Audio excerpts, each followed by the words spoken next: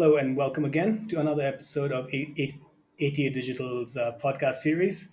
It's good to be back with you all, and today we have Santosh Gnanakan with us. And this is going to be exciting because we've been talking about how theology relates to life and things beyond the books. And today we have Santosh with us who actually puts things into practice, and we are going to learn a lot from him. So I'm excited about this conversation. But before we get into our conversation with Santosh, I want to talk a bit about what he does. And first of all, clarify why we are interviewing him because we're supposed to be talking about um, our book, Asian Christian Theology, right? So why are we interviewing Santosh? Well, Santosh's father, Dr. Ken Gnanakan, was a well-known theologian, environmentalist who wrote the chapter in the book called "Creation, New Creation, and Ecological Relationships." Uh, Dr. Gnanakan was well known and he founded the ACTS group of institutions. And he is a PhD from London, and we all know his work. But today we are talking with Santosh, who, when I read his bio online, I was pretty amazed by what he does and how he ended up. I still have questions. How did he end up leading this institution? So, a bit about Santosh. After 16 years in the media business, which included print, web, and also an FM radio as a producer, and he's a musician and still actively a musician. With I searched the web and found his band on YouTube. So he's an active musician in Bangalore, active in the scene and performing around. And yet he's also the CEO of Acts. So a very diverse and eclectic collection of talents and jobs that you do, Santosh. So let's begin by getting to know you a bit more. Tell us a bit about yourself. What do you do? What you've done previously? And how, after all that, you became the CEO of Acts? Okay, Matthias, hi. Nice to see you, and thank you everyone for joining in on this conversation. I'm a husband. I have one wife. Thank God for her. I have three children, and that's my main calling in life. That's my kingdom ministry as husband and father. I love traveling. I love trying out different kinds of foods. I love cricket. I often tell people cricket is my religion, but Jesus is my Lord. And that's who I am. I'm a huge cricket fan. It's funny you introduced me. You introduced my father. I love my dad. Unfortunately, he died in May 2021. Amazing man. But growing up as a young guy, in my late teens and early 20s, I hated being known as Ken's son. He was this larger than life personality, writing books, singing songs, painting, speaking, traveling the world. And I was Ken's son. And I just really disliked it because people would come up to me and say, "Hi, you're Ken's son. Um, how's dad?" No one wanted to know my name. No one wanted to know how I was doing and how I felt about life and the world and what he was doing. So I wanted to forge my own path. So even though in the 90s, after my MA in communications, which I did at Asia Pacific Nazarene Theological Seminary in the Philippines, Dad said, "Come on, son, come and join me at Axe." And I said, "No way, Pop. I'm not coming to join Axe. I need to do my own thing." So it was an amazing journey. God really used my strengths, made me aware of my weaknesses. You've already mentioned my newspaper work. My I jumped onto the .com bandwagon. I had to jump off because there was a .com bust.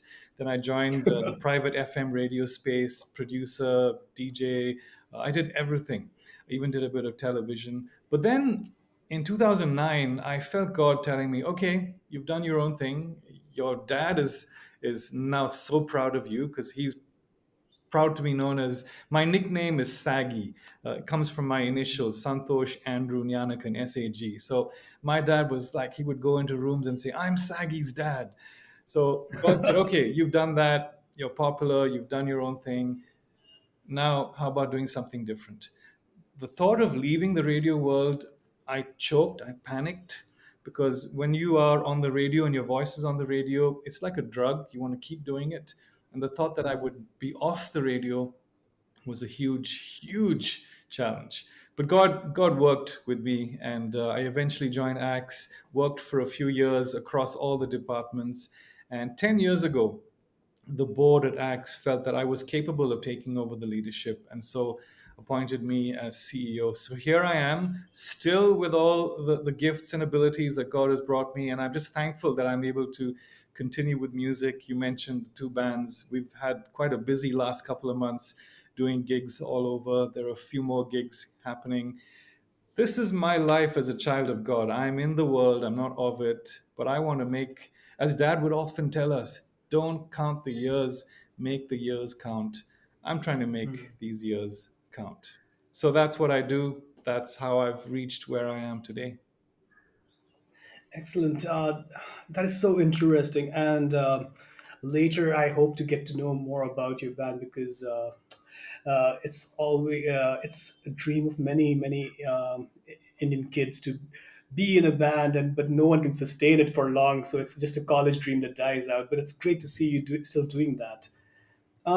And as diverse and eclectic as Santosh and his interests are, I looked at the Acts website and I was amazed at the diversity of things that the institution does. And before we get into the nuts and bolts of things, what is the core ethos of Acts? Because I saw things like higher education, secondary education, you have a guitars project, there are theological books, there's community development. To some, it might seem like these are just different projects with nothing holding them together. What's the core ethos? Why does Acts do all these things? Okay, good question. To understand that, we need to just go back in time a bit to 1979 when my dad started ACTS. It was known as ACTS Institute back then. The vision that God gave him was inspired by those verses, that passage from Acts chapter 3, where Peter and others are walking through and they come across this beggar who cannot walk and needs help and is asking for silver and gold.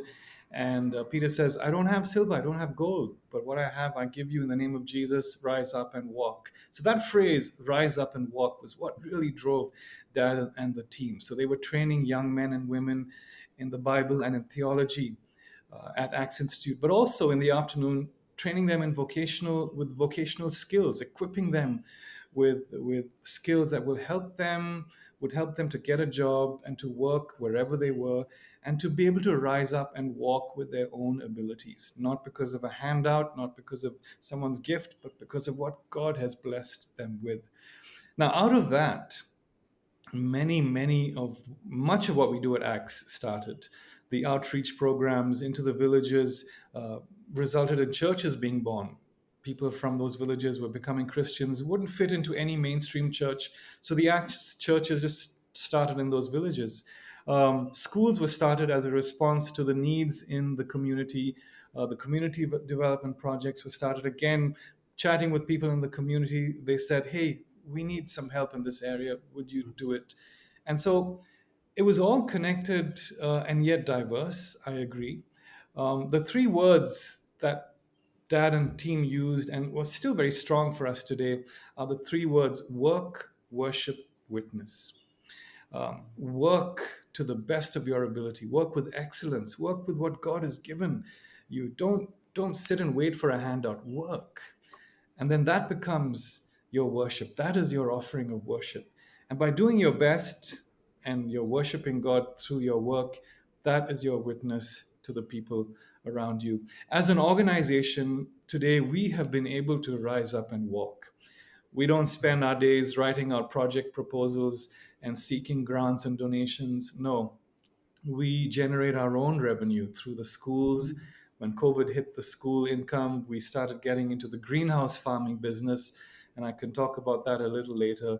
But as an organization, we have taken that vision to heart. We have tried our best to rise up and walk. So, yes, we're doing different things, but it's all connected because it's all part of this beautiful world that God has placed us in. And I hope that answers your question. That is really helpful, and uh, yeah, it shows in a way how deep theological thought becomes real when it's lived out and you walk, as you said. And as you walked, you came across people and you saw a diversity of needs, but it was not something, let's say, methodically planned right from the onset that these are the projects we are doing. But as you walked, you encountered people. So that is beautiful, which brings me to the book itself and the chapter in the book. Because right at the beginning of the chapter, when I read this, it made me think and stop. Um, at the root of environmental issues is the confused relationship between humankind and the rest of creation.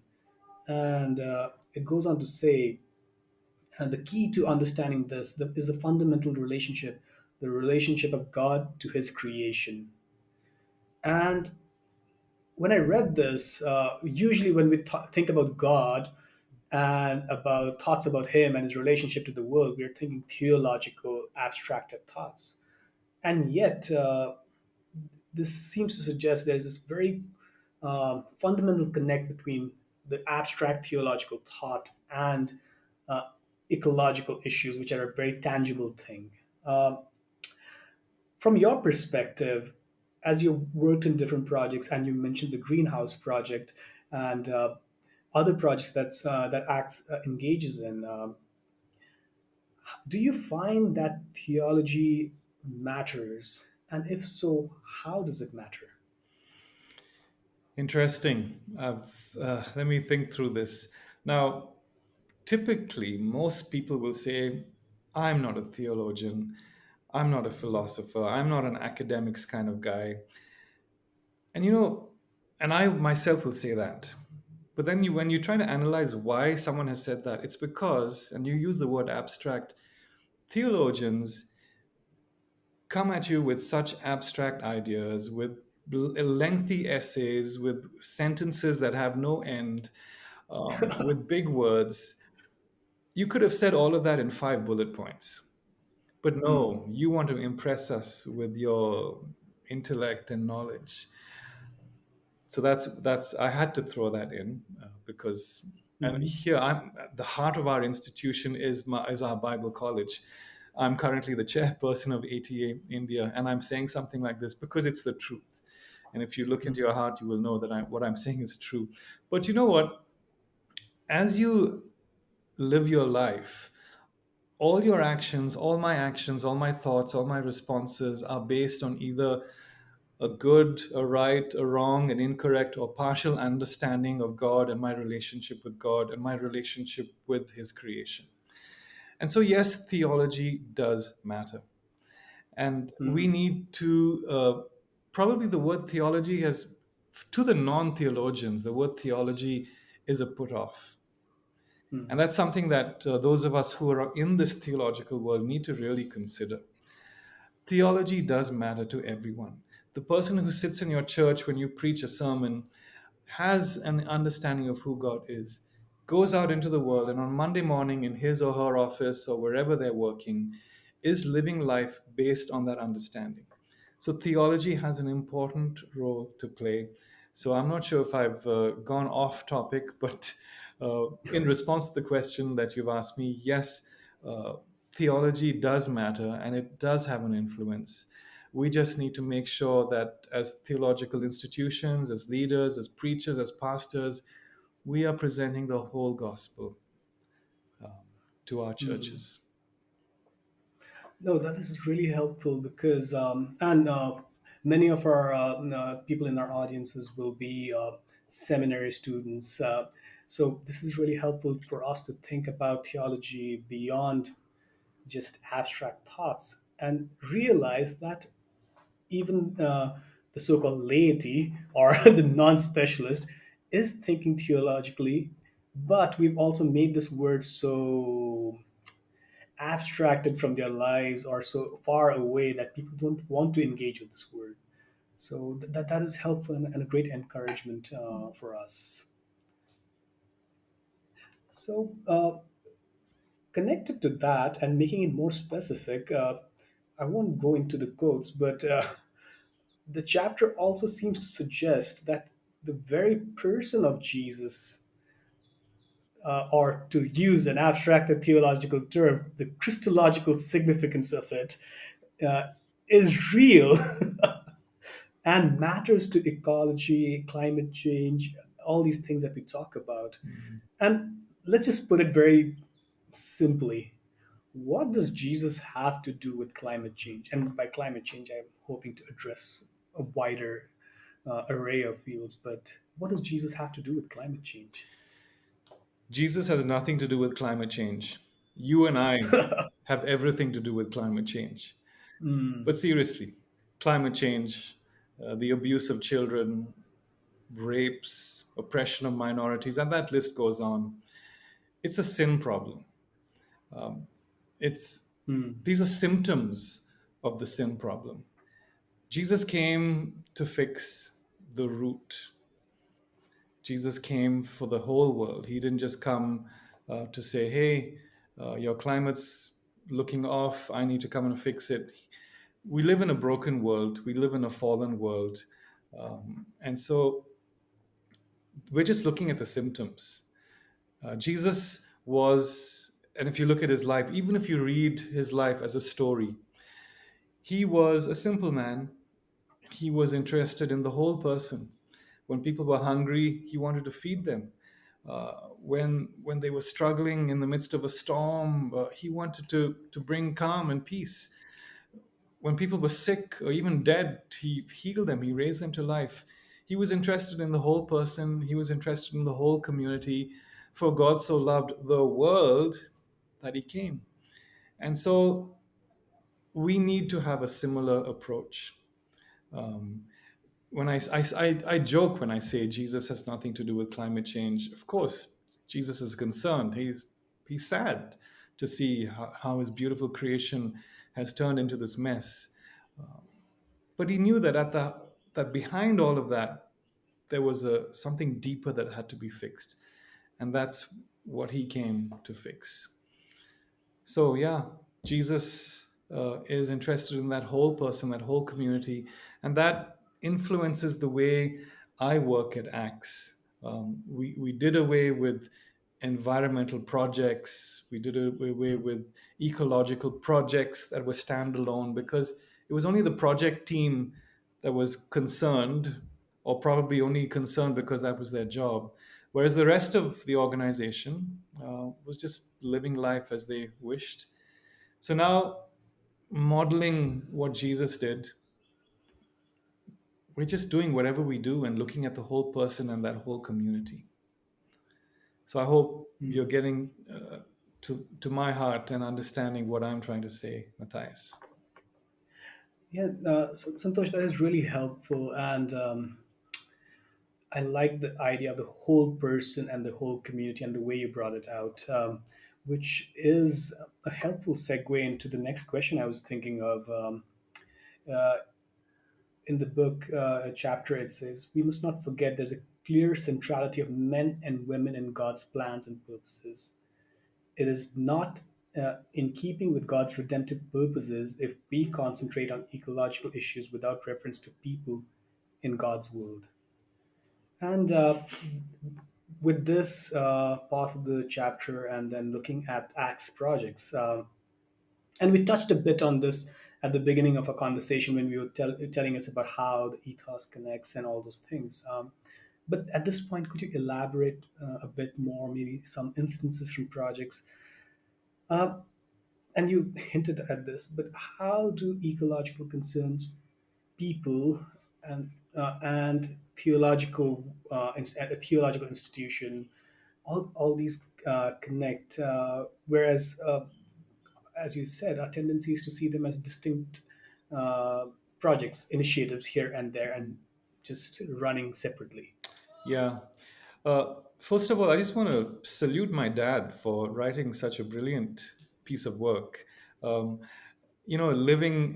growing up with him, I knew about him, but I didn't know everything that he did.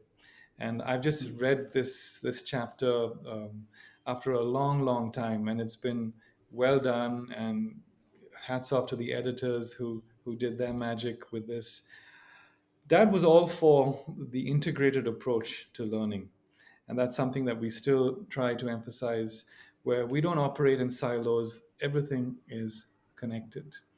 And like I said, Jesus was interested in the whole person and the whole community. He knew that there were connections. So, for example, our secondary schools in Bangalore, we have life skills. Actually, let me go to the Bible college first. Mhm. We moved away from vocational training because as students were coming, they were not so interested in carpentry and electrical training and all of that. So we moved more into things like office and home management and life skills, 21st century life skills, skills that you can use across any job to help you Mhm. face life and everything that it throws at you. So again, we were looking at the whole person. We teach a bit about the environment in our Bible college, about entrepreneurship, because it's all connected, right? It's everything is Mhm. connected. In our schools, we used to run a very big environmental program at ACTS called PEAS, PEAS, Program for Environmental Awareness in Schools. My dad started this 20 plus years ago. He wrote a theme song. We would have these huge conferences around the world, around the country, around India. Students from all across would come, 2,000, 3,000 kids come together, sing, dance, play, write poems, come up with ideas to solve the environmental problems.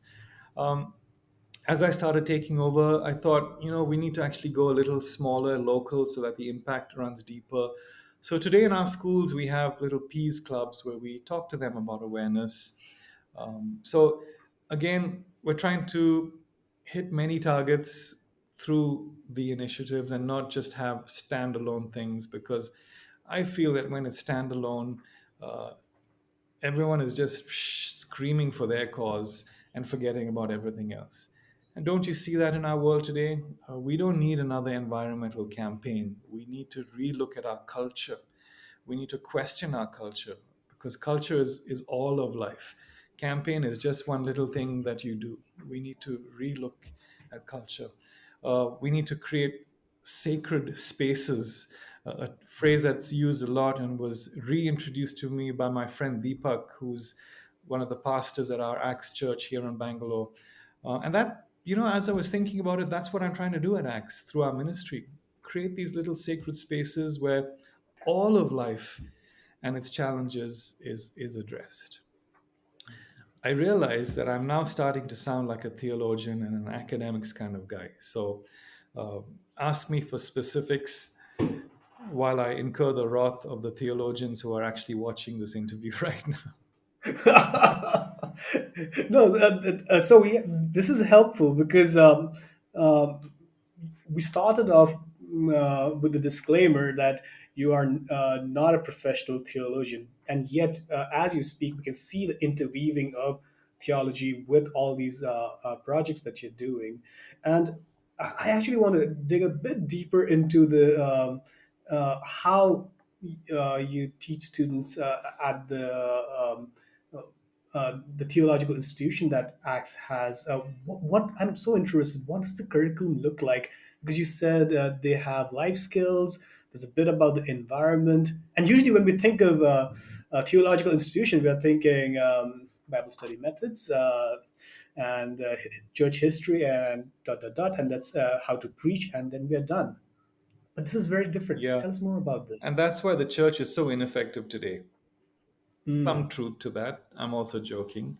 Um, But yes, at Axe, one third of the curriculum was vocational training. So ATA was very gracious and understood what Dad and team were trying to do through the Ministry of Axe Institute in those days, Axe Academy as it's known today. Today, like I said, we're doing life skills, we're doing entrepreneurship, we're doing the environment. Life skills is such a beautiful component at Axe Academy. We're doing things like collaboration, communication, critical thinking. We've got wellness and well-being, a subject that was very close to my dad's heart. He even wrote a book on it. He had cancer and he came out of it. He lived, as he called, the resurrected life after his tango with cancer. He conquered it. And so, wellness and well being is a huge part of the Acts Academy curriculum. We have a course, and I'm insisting that even our MTH students do that. I would love for our doctoral students as well to have eyes opened. We think of these courses as soft skills, but you might know the Bible from back to front. You might fully not fully understand it, but these skills are what are able to take that knowledge and information and actually make it useful to the world around you. Otherwise, your PhD dissertation is just making you happy and your family and your friends. But we want your learning, your knowledge to have an impact in your community. The Acts vision Mm. is we're raising a community of people learning to live. Uh, you will never stop learning, and you are in that community. That's where God has placed you. And so we want to equip you with tools, with skills that will help you to not just live a selfish life. And that's why we're in such a mess today, not just in the Christian world, but everywhere. But to live a life where you can engage and you can see transformed lives around you. You can see communities being changed around you. So that's kind of what the Acts Academy curriculum looks like. Excellent. That's yeah. I would love to go deeper into that someday with you. But for now, you did mention another thing which really struck me. You talked about how instead of just doing certain projects or being activists for a certain cause, you have to look at a deeper thing. Then there's a cultural issue which is we need to address, and in some ways, part of the chapter also uh, addresses this, connected to something else that you said before. There is also another important factor, a fact we need to underline, and that is the reality of the influence of Satan on creation. Uh, in fact, it is only through a proper understanding of sin and curse that we will be able to explain some of the ecological problems that confront us. Now, this quote is specifically because of the chapter specifically talking about ecological problems and the connection of sin. But when you work on these various projects and you encounter these situations as you walk and these people as you walk, uh, have you or how do you see the influence of sin and when you're addressing these situations? Okay.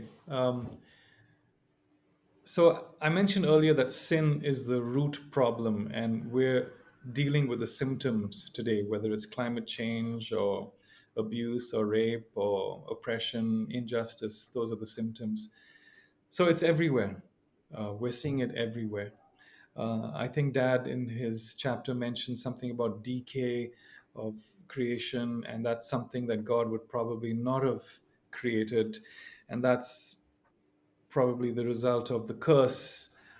So yeah, um, we have to accept that there was that perfect Eden. There will be that new Eden, that new creation.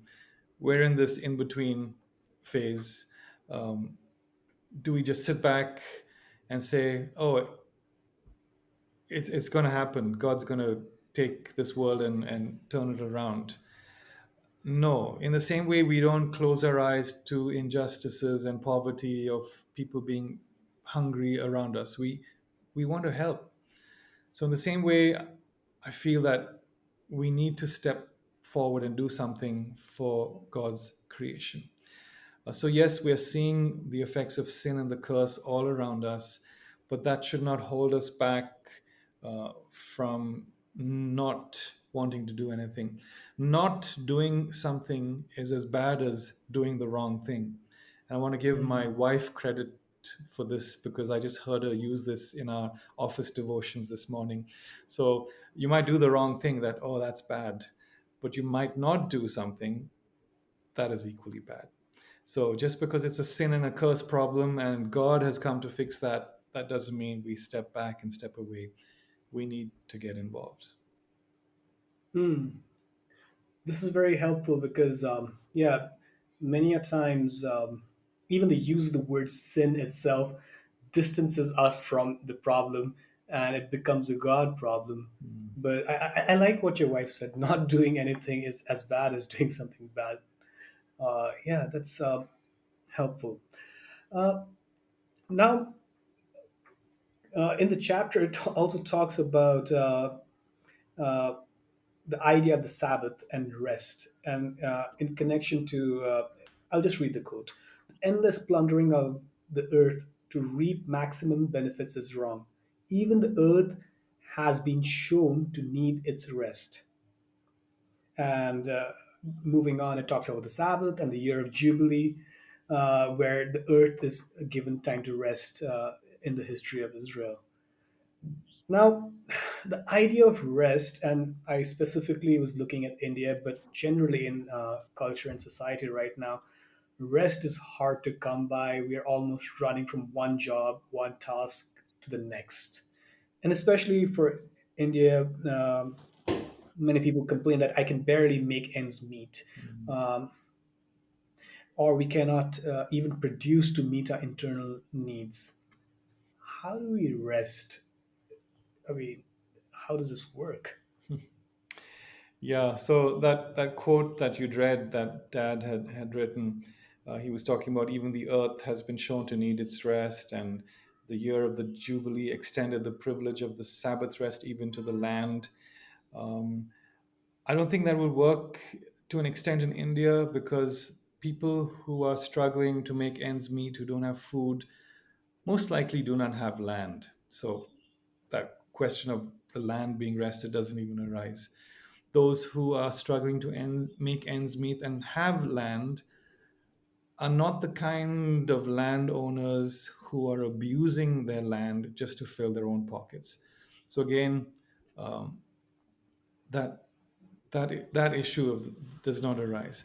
But your question is, how do we rest in a culture like ours where we have to work nonstop in order to feed our families?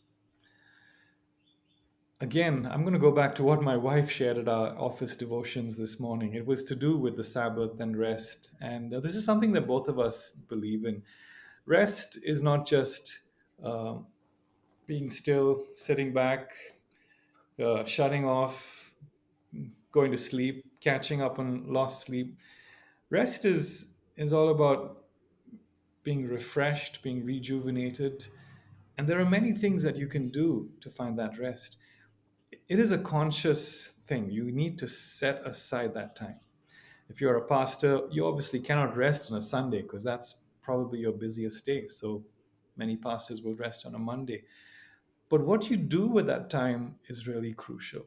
So we need to find things that ignite our mind in a positive way. You don't want to be going crazy in the head. You want to do things like maybe gardening, or in my case, maybe go on the street and play cricket, or in your case, find your friends from college and try and resurrect that college band. Uh, so rest comes in different ways, and God was not being legalistic and saying do this and nothing else. There was a heart and an objective behind what he was telling us. He knew that we needed some downtime, and so we need to respect that rest. And I hope I'm addressing the question that you raised. Yeah. The I like how you talk about rest, not just about sitting or shutting things off, but it can even be things you do that bring you rest. Um, but I want to dig a bit more into it because many a times, more connected to resting the land, the reasoning is given that we cannot produce enough, so we need to keep pushing to get more hybrid varieties, and which high yield crops, and like keep rotating crops to produce as much as possible. So the land cannot rest because there's not enough for our people. Is there a possibility, or in your projects, especially when you talked about different farming projects and all, have you seen or worked out different ways of doing this, that even the land can rest and yet we are not left hungry? In the last couple of years during the pandemic, we got into this greenhouse farming space. And it's amazing how God led us down that journey. Again, it's not something that we intended to do, but we were just open to conversations, to situations around us, and God led us into this journey. And there has been talk of actually allowing our land to rest after a few years of whether it's chrysanthemums or roses, which are the two flowers that we're growing. Our local people who are working there are talking that we need to rest the land. So it is something that farmers in India know and do, because that land is their livelihood. And yeah, huge businesses will just abuse the land. And if it's no longer working for them, they'll go and acquire some other land and then do the same thing. We're in a broken world, in a broken system, and that's how things are.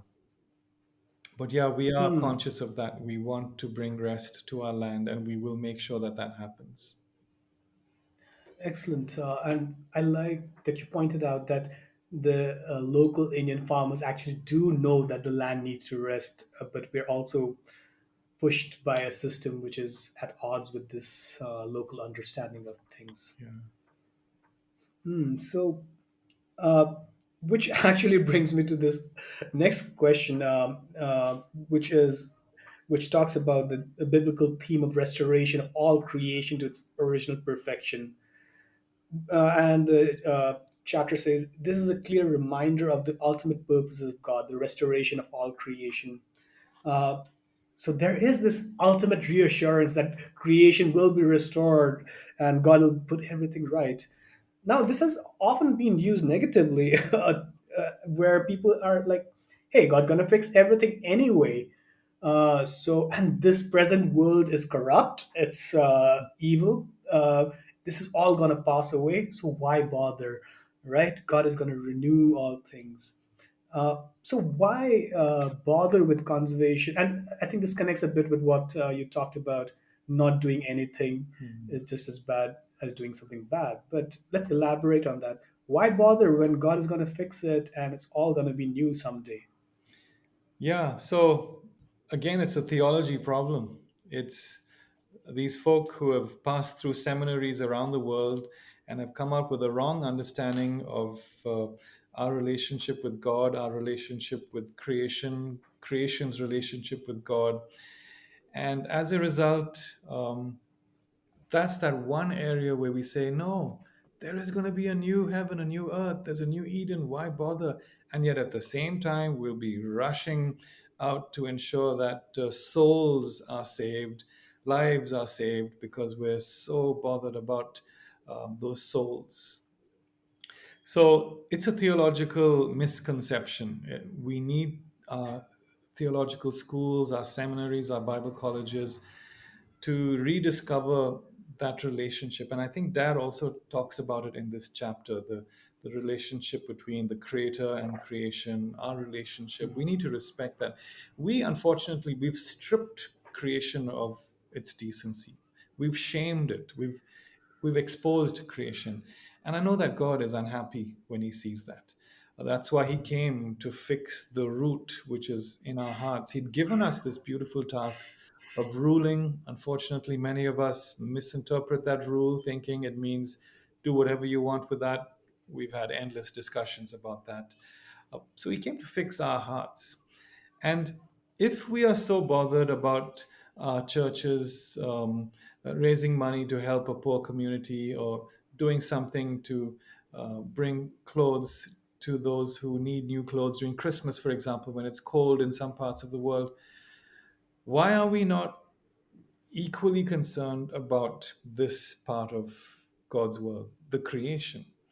That was the first task that God gave us. So we just need to now rethink. We need our pastors to be giving the right kind of messages to the congregation, that this is not just a project. Like I said, we don't need any more campaigns. Campaigns are a curse.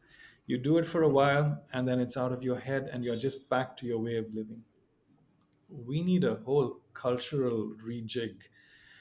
We need to rethink what we're teaching in our seminaries so that those products can teach the right kind of teaching in our churches today. And then you will see that people will start getting more involved, that we will engage not just in projects, but we will engage with the whole community. So we should bother. Hmm. We should put in an effort, knowing that we don't have enough wisdom to fix the problem. We don't know it all, but God doesn't want us to just sit back and laugh and do our own thing and live the selfish lives, which is why we're in this mess today. Hmm. Yeah, I like how you said that we do the work, but we also acknowledge that we do not know everything. And so that allows room for change and self correction at different points. This actually makes me again go back to Axe Academy and the students who come there. Are there things within the curriculum and their daily activities which allow them to see and experience these things beyond just ideas in their books? Uh, and when we talk about it should matter, are there things that they do, the students, that allow them to imbibe these things deeper into them? Yeah. Now, Axe Academy and the story of Axe sounds like this beautiful organization, this beautiful Bible college where we've figured it all out. We haven't. We're all broken. We're all coming with our own background, our own baggage, and we're not where we want to be, but we're trying to get there. I'll give you one example of a student. This was during the height of the pandemic in India. He was learning about communication. He's a Bible college student. I think he's doing his BTH or his MDiv. So he was learning about communication and was encouraged and inspired and challenged to write to the local collector, the district head where he lives. In those days, we were doing online classes. He wrote to that head and said, "Dear sir, we do not have a COVID care center in our district. I request you to please set up a COVID care center." Months later, there was a response to that. A COVID care center was built. Months after that, this student got COVID, and he was in that very same COVID care center doing his online classes. People around him, nurses saying, "What are you doing? What are these classes?" So it's amazing how that simple communications class took him down this journey, and suddenly he's in this COVID care center, being able to witness to people around him. So these are beautiful stories. It's not all like this because, like I said, many of our Mhm. students, we all come with different ideas, and it's going to take a lot of work to change and help people to unlearn what they've learned in their local churches. Again, it's going back to the local churches where many of them have come from with a slightly different and, in my opinion, wrong understanding of who God is and what He expects from us. That's a beautiful story, and I like how it shows through one student's story how all these pieces interconnected. A communications class he wrote about, he wrote to have a COVID center, and it happened over time, and he was there himself. And as he did the same classes, he could witness. That's a beautiful story. Thank you for sharing that. And we've been talking about local churches, and I want to dig into this a bit more because local churches, and I wouldn't say this is wrong because there is a clear reason for this also, where we're focused on salvation, sharing the gospel, and all these things. But throughout this interview, we've been talking about the idea of the whole person and a more holistic approach or vision of life. So, can local churches or be involved in creation care, uh, or is it something that they can just support by, let's say, preaching about it or talking about it, but it's not, let's say, their area of expertise? It's not something that they need to do. I think the local church has a very important role to play, Matthias.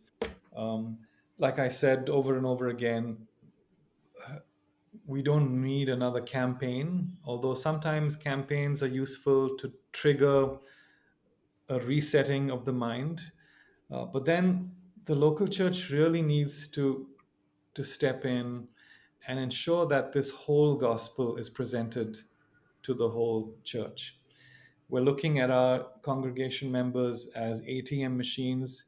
We just want them to be tithing and giving in their offering so that our church can grow in numbers. It's all a numbers game, right? But the local church has a huge role to play, because if we are to be the salt and light, what are the people around us seeing? They're seeing a self absorbed community that comes together every Sunday, sings. We gather in this closed sanctuary, and then during the week, we're just as bad or as good as everyone else around. So, what is the difference that we are bringing to this? We are so big on salvation. What are we being saved from? What are we being saved for? What does God want us to do with this life that is being transformed? It's been saved for a purpose. And He wants us to join. When we pray and say, God, establish the work of our hands, it's an invitation for God to come and partner with us, worthless individuals, communities. So the local church has such a huge role to play. If we can only uh, rethink what we're preaching and not just look at the latest topic and fad, but actually look at the whole Bible, the whole gospel, and present it. It's a unified story, isn't it? It's all everything leads to Jesus, and everything leads to Jesus and beyond, and that new creation. So, to say it again, the local church has a huge role to play. But I can keep saying it. But unless, where are these local church pastors coming from? They're coming from seminaries, from colleges, from Bible schools. So it's the Bible colleges, these theological institutions have a huge role to play in shaping the kind of pastors who will go into these churches and who will be engaging with the regular people in their communities. I think this is very helpful for us to think about how and what we are teaching in our seminaries, Bible colleges. Now, there are a lot of NGOs and institutions who do similar work, creation care, environmental issues, care for people also. Uh, do local churches and Christian NGOs have anything distinct to offer in this space, or are we just one more of these other NGOs? And I'm not saying that we are better or have it all figured out, but is there something distinctive to our contribution that's possible or probable? Yeah, the difference, the distinction would be that we know, and I hope we know, is that we know the big picture, the bigger picture. We are not just environmental campaigners who are just so obsessed with the environment, relationships, and everything can go to hell, so to speak. But I'm just focused on this environmental campaign. No, time and time and again, we've been using this phrase, right? The whole person, the whole community. Um, when God was using Moses to shape this new nation, there were so many instructions. It was not just about how to keep your soul and your thoughts pure. It was about how to deal with your neighbors, how to even work your land, how to deal with the people from outside of your community. So we should be aware of this big picture. We should be aware, like we mentioned, that we don't have all the answers. We should be aware that we will not fix everything. We should be aware that a new creation awaits when God will just transform everything. And the brokenness that we see today will no longer be there. But we should partner with God to get there. We will not fix it. We will not do the transforming. God will, if we are willing to be used by Him wherever we are right now. Can we truly look at our lives, look back today and say, wow, God's going to say, well done, faithful servant to me? Can we truly say that? Or are we still being selfish?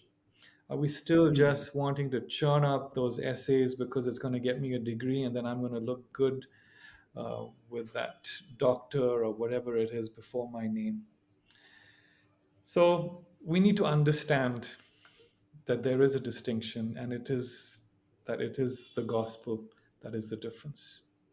Unfortunately, we are no better in our approaches because we too, as Christian environmentalists, I've seen some of them who are just so obsessed with only that. We're just operating in silos. We cannot see the connections.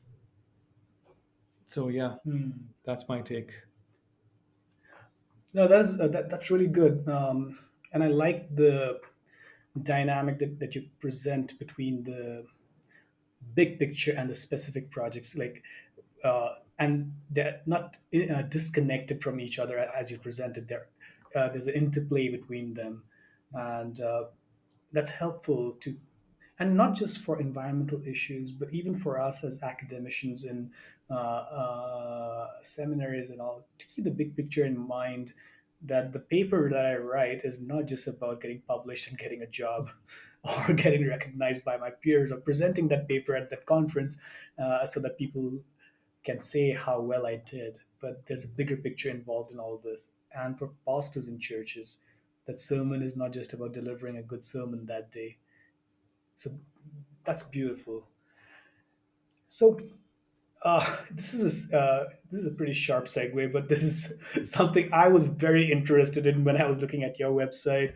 Uh, I fiddle around with the guitar myself. I'm not very good at it. I watched your band Retronome. Is that how you say it? Yeah, Retronome, yeah, it's a as in play on the metronome. word Okay. metronome because we do Yeah, yeah. older hits. Yeah. Excellent. Yeah. So I loved your cover of Highway Star. Uh, that was tight.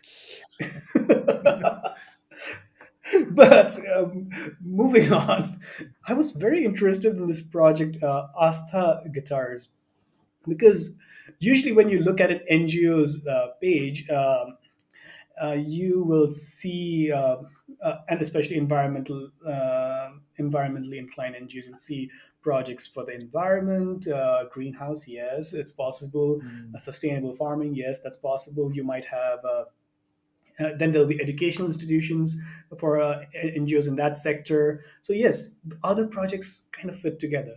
And then there's this Astha Guitars, which I beautiful guitars, by the way. Anyone who wants to check it out, please go and Google it out. The guitars are beautiful. But tell us why Astha Guitars, and how does it connect to the rest of the picture? Okay.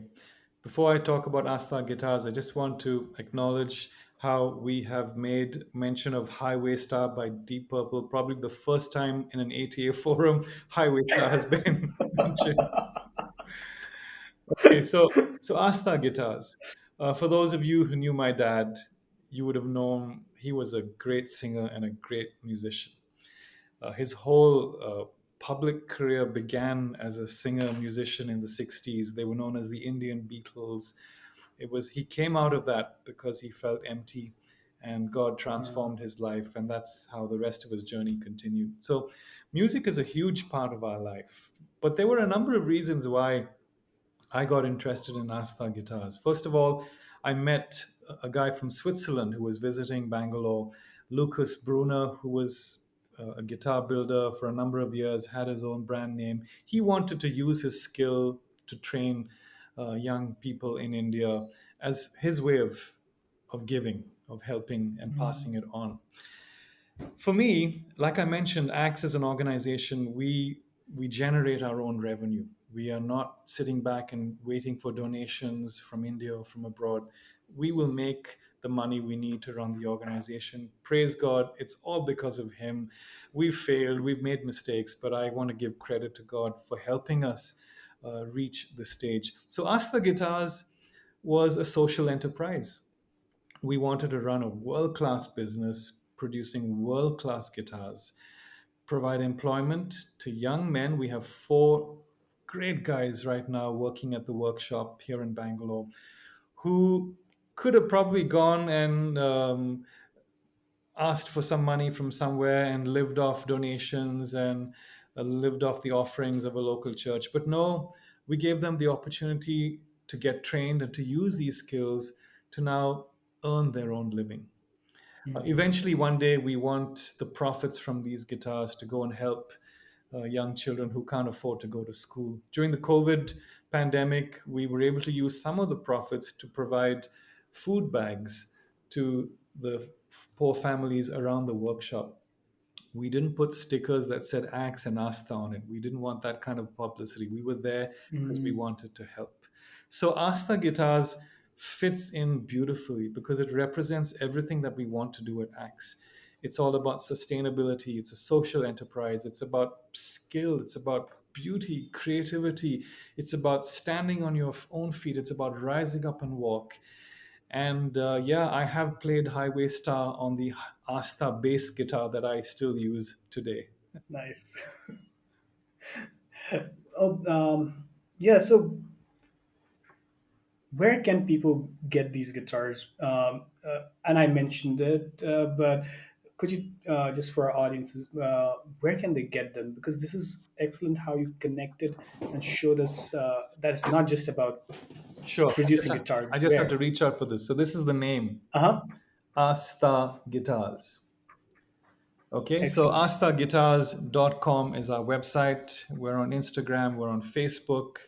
So just Google Astha Guitars Bangalore and you'll find us. We do acoustic guitars, electric, six string, bass guitars. It's an exciting project. And the guitars are expensive because they are world class, they are top quality. Mm. And I invite you to come join us in this journey. Excellent. And from what I saw, the guitars are also customizable according to what a customer may want, right? Yes, so you can the finish, the kind of wood that's used, the design, the size, depending on how big or small you are as a person. So if you go through the website, you'll find that there are many things that you can customize, even the little inlays on the fretboard, whether it's the shape of a little lizard or an elephant head, lots of things that can be customized. It will truly be your guitar, handcrafted right here in Bangalore. Excellent. So yeah, for our audiences, please do check out Asta Guitars. I did. I need to save up to buy one of those guitars, but they are beautiful. So please do. Uh, so let's talk a bit about what are you working on nowadays with Axe, but also let's say for yourself. Are there some things that you're planning out that are coming up that you're excited about? Yes, I'd love to share about that. Like I mentioned, as an organization, we are seeking to stand on our own feet. We're seeking to find new ways constantly to generate revenue so that we can keep the Ministry of Acts going. I joined Acts because I wanted to continue the good work that mom and dad and the team around them started. I find myself now, I never wanted to be the leader. I remember as a child saying, when I grow up, I'm going to preach like my dad, but I'm going to drive a Rolls Royce. I don't preach like my dad and I don't drive a Rolls Royce, but I have caught on the excitement that drove him to do what he did. And so I want Acts to be an organization that can be a model for others. Not a perfect model, because I will be the first to admit that we've not got it all right. We make mistakes. We've got people who have not caught the vision and who are still trying to do things on their own through their own understanding. Right now, I'm obsessed with our greenhouse farming initiative. We own over 30 acres of land just outside of Bangalore. Uh, we've got greenhouses there. We're growing chrysanthemum flowers, roses. On Valentine's Day, symbolic day, I planted rose plants, and we have about 100,000 of those plants that will yield soon. So I'm excited because this is not just a business. It will generate huge income, but it's a way for once again for us to show as an organization that there are ways of demonstrating God's love through the people who work with us. Um, as the teams settle down, the laborers settle down, I want us to be talking to them about good parenting, family life. These are people who don't know Jesus. but they can know Jesus through the way we behave. I want to talk to them about health and hygiene and wellness and well-being. I want the community around us there to know that we're not just another business that is going to come in and abuse this land until there's nothing left to give. We want to be light, salt, hope in that area. So that's currently what is exciting me. The Bible College is going through a little bit of a reshaping and restructuring as we try to go back to the original, the roots, literally. The A in ACT stands for agriculture, agriculture, crafts, trades, studies. So we're trying to rediscover that initial flame that set things going, because I don't want Axe Academy to be just another seminary where you're producing PhD students and MTH students. All respect to you if you are one of those students. But I want us to produce students who will not just have that degree and that piece of paper, but will also be able to have an impact in the community around them, and to walk out knowing that this life is not about them, it's about the people around them. So these are the two things that are exciting me right now and keeping me busy. And of course, the band. I need to cut short this interview in a little while because I have to get back and practice. Oh no, it's a working day, so I have to finish work at Axe and then go for my practice. Excellent. And for our audiences, if you are into academia, this is not to say that you shouldn't be doing this, but more about look at the bigger picture, the whole person, the whole community, and think of your work in terms of that. So this is an encouragement and not to discourage you from doing what you are doing. And Matthias, I just want Finally, to yeah, yeah, yeah, yeah, reiterate yeah. what you just said. In no way am I trying to discourage you, viewer, listener, from stopping your studies or not continuing higher education. By all means, please do it and use your learning to create that impact around you. Use your learning to bless others. Use your degree to influence others. We've been talking about wrong theology, theology that falls short of what the actual theology is. Let's use our learning and our degrees to set things right. It will never be perfect, but at least let's make an attempt to move in the direction that God wants us and longs for us to move in. Thank you. Thank you. That is really helpful, Santosh. So, finally, where can people interact with you, or can they interact with you, follow you somewhere? Because I'm sure there'll be many of our viewers who would want to connect and talk more about things with you. Yep, you can contact me. Santosh Gnanakan at gmail.com is the easiest. I'm on Instagram, I'm on Facebook. You just need to, I don't think there's any other Santosh Gnanakan in the world. It is a unique name. So you can Google or look for me on Facebook or Instagram and connect with me. I'll be happy. Or just come to my office here in Koramangala in Bangalore. Let's have a coffee together. I love coffee. So if you can promise me a good coffee, I can promise you good conversation. Thank you, Santosh. This has been a pleasure. Thank you for taking out the time. And for our audiences, I hope you enjoyed our conversation. And I encourage you to engage with not just us, but each other. Talk about things and get engaged with the bigger picture, the whole person, the whole community. And we look forward to having you with us on future episodes as well. Thank you. Thank you.